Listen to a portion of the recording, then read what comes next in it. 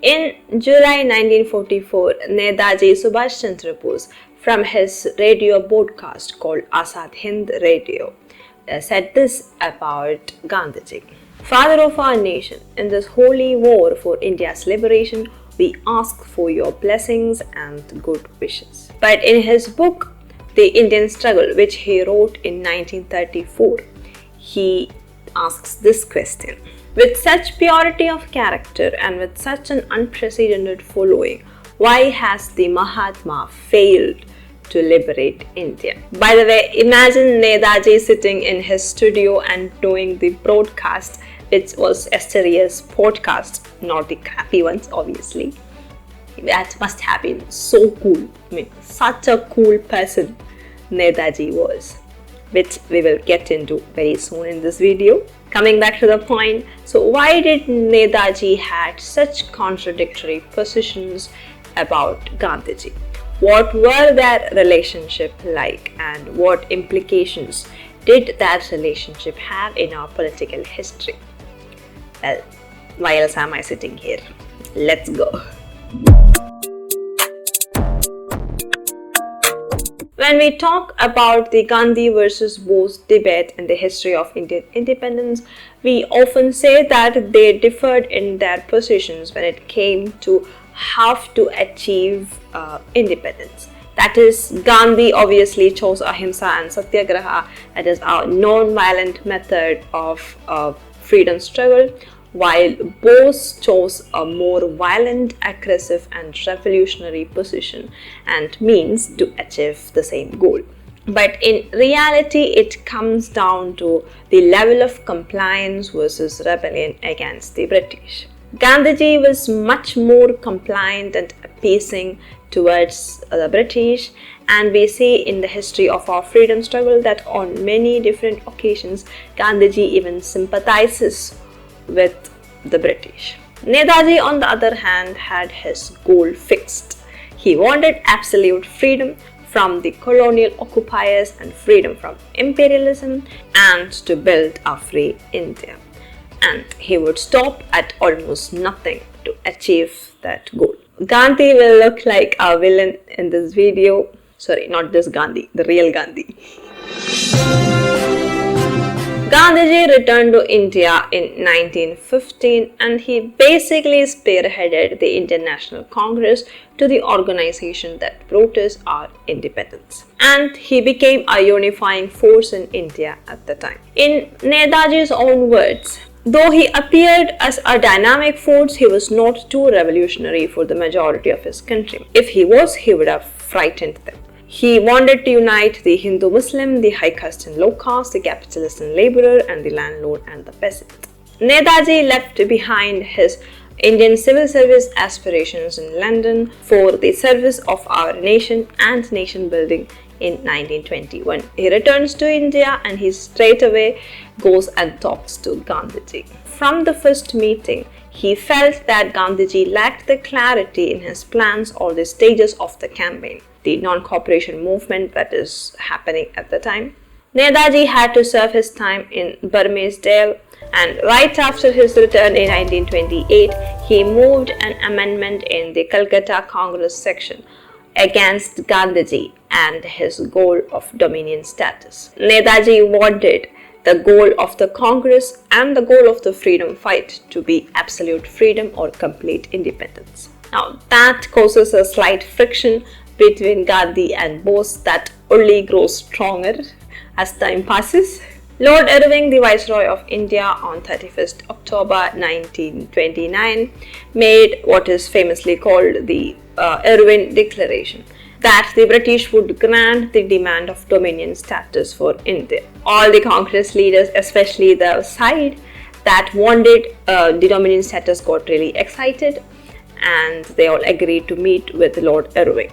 But then in the actual meeting between the Congress leaders and the Viceroy, he rejects the demand for dominion status. Bose was obviously proven right because he had already warned the leaders that you should not trust the British, instead fight for complete independence.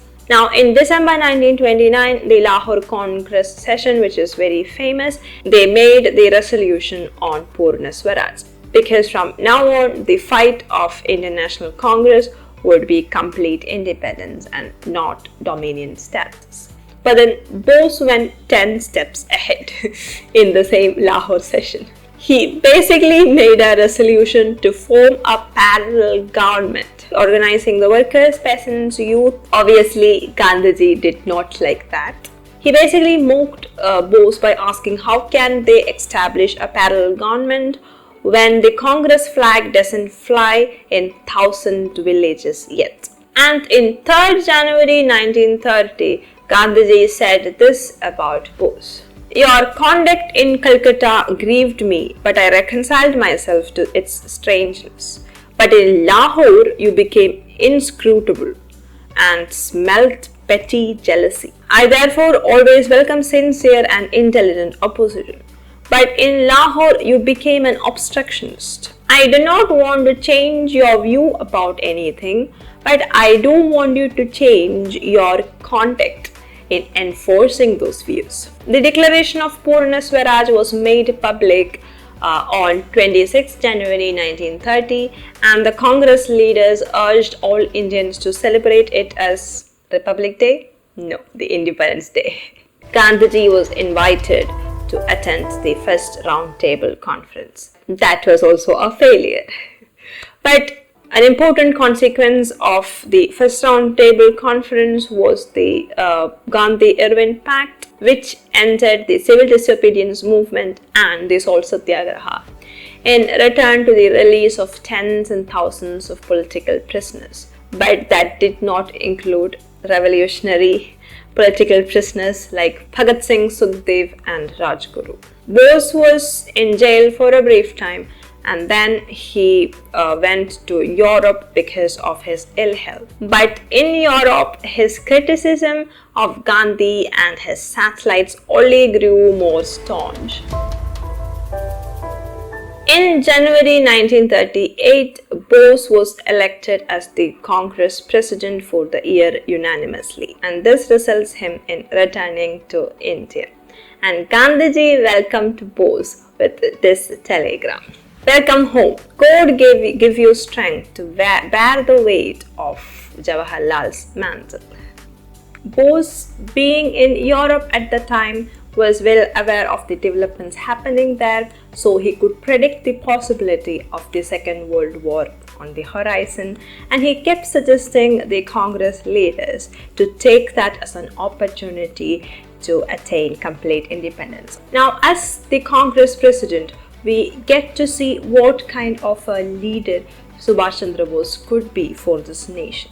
Bose was a socialist at heart who wanted to end world imperialism, not just imperialism in India. And he wanted to drive growth in his country through planning and scientific development. Now, when we say that he was a socialist, he also sided with fascists, and maybe he had fascist tendencies, I don't know. Or as some people could say, he was an opportunist. Whatever that may be, did you know that he made the cover of Time magazine in 1938 as the Congress president? If you didn't, here it is. Netaji felt that the time was ripe and he wanted to start another mass movement in the country. And he also wanted to be re-elected as the Congress president. And the opposing candidate from the Gandhi wing, Dr. Pattabi Siddharamaiah. Who won the elections? Netaji, with a margin of more than 200 votes. That would mean Bose would be the new Congress president, right? Wrong. This is what happened instead. The defeat of Siddharamaiah was taken by Gandhi as a personal blow.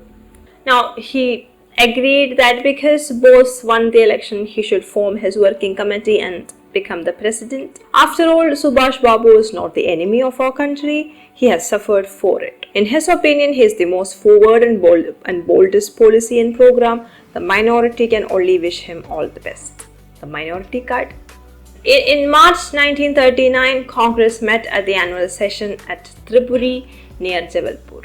But Bose was sick, so he couldn't attend that session. So he sent a telegram to Patel, Vallabhbhai Patel, asking to postpone the working committee. And he also sent a telegram to Gandhiji asking him to select members of the working committee, but he did not suggest any name. The Congress leaders took the telegram sent by Subhash Chandra Bose quite personally, and they go on to resign from the committee. The result was that Patel and 11 other members resigned from the working committee, and Bose had sometimes said that they were stupid, so that also added to it. Now, when Subhash was brought into the dais on a stretcher, one of the congressmen said, "Why don't you check whether he has any onions under his armpits?" So the leader cannot work without his working committee, and people were either resigning from the working committee or no new members were coming in because Gandhi and his wing. So in April 1939, Bose was forced to resign from his presidency. I cannot think that this actually happened. This is about the leaders that we so glorify, and we think that they are the champions of freedom and independence and liberty, but this is what they did to their own fellow freedom fighter.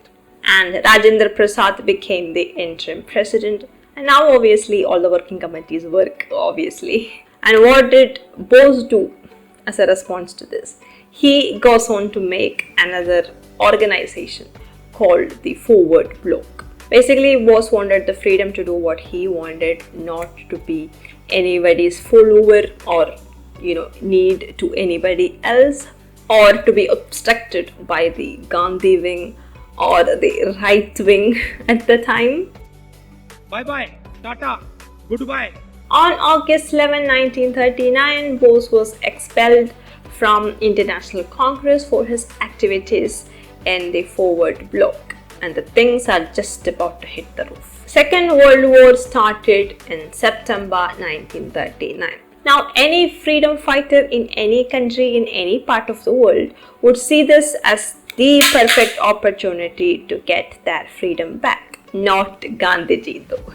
Gandhi became quite desolate, became disconsolate, and he broke down as he visualized the possible destruction of the British Parliament and the Westminster Abbey. And as a very good freedom fighter, he said that he would suspend all kinds of freedom movement and cooperate with the British to win the war. The Forward Bloc, on the other hand, started massive campaigns across India.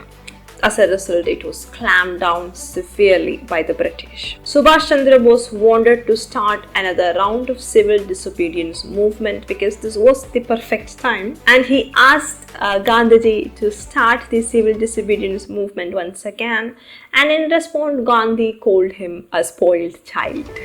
July 1940, Bose was sent to jail on sedition charges for writing an article, The Day of Reckoning, and he escapes to Europe. And that ends his national campaigning for independence. He just goes international with the freedom fight from now on, which we won't cover in this video because this is long enough.